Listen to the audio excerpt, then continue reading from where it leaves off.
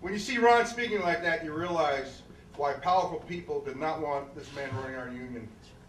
The campaign finance scandal was the opportunity to do something about that.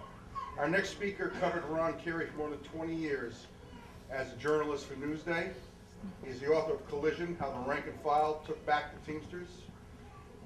Crowe also wrote The Vindication of Ron Carey, which is the definitive history of the scandal that brought Ron Carey down and the trial that vindicated him. Crowe.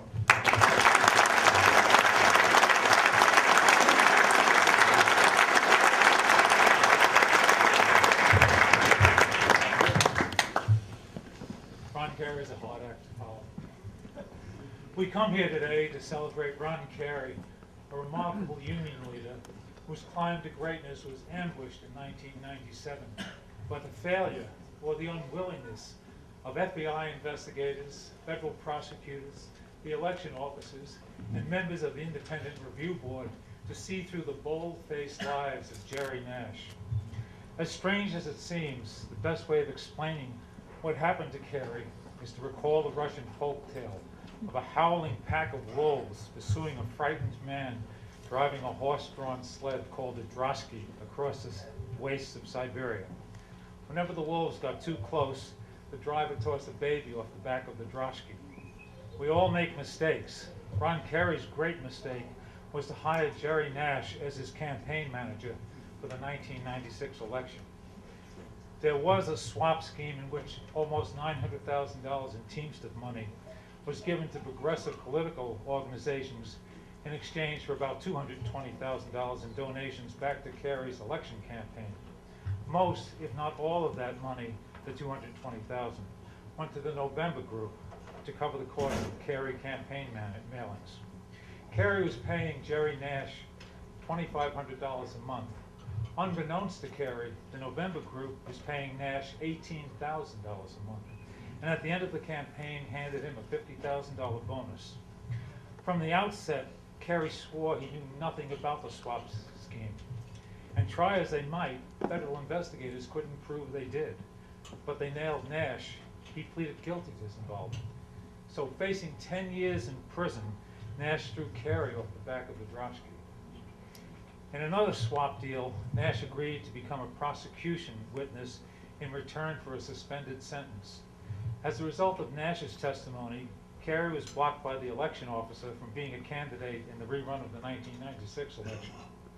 He was expelled from the Teamsters by the Independent Review Board, and he was indicted by a federal grand jury on 7 charges of perjury.